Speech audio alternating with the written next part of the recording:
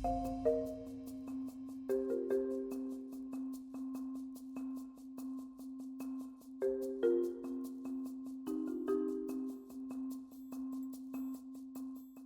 name is Konstantin Gregor. I'm from Land Surface Atmosphere Interactions at Technical University of Munich, and I'm working on the Foresight for Forests project. So basically, forests offer numerous services to humanity, society. So there's climate change mitigation, there's wood products, there's recreation, there's the regulation of the local climate and water cycling.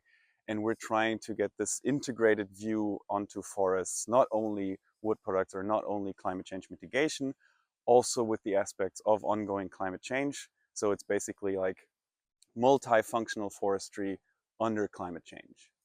So the project is called 3FOR, which stands for Foresight for Forests.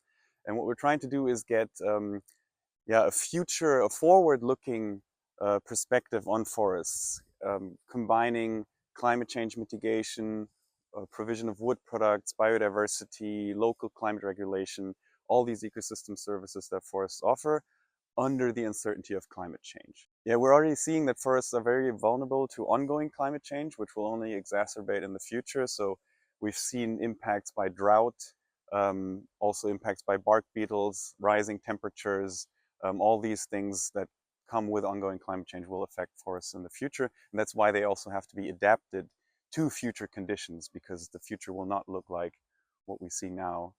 So when developing strategies for forests for the future, we need to consider a lot of constraints from the outside. So for instance, there's climate change, which we need to address, but there's also ongoing legislation from the European Union, for instance.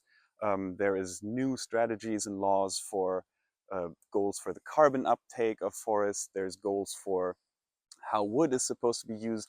There's increasing demands for wood products. So these also need to be considered when developing these strategies. So in order to develop these forward-looking forest strategies, we're taking a portfolio approach. So just like in the stock market, where you want to invest not only in one stock, but in a portfolio of stocks, we also want to develop portfolios of forest management strategies.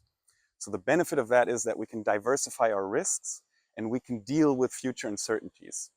And in addition, we need to consider multi-criteria, because we don't only want to look at climate change mitigation, but also we want to look at these other ecosystem services. And for this, we actually can use modeling, which allows us to investigate what happens to forests under different climate change scenarios, giving us kind of a look into the future and enabling us to create these portfolios.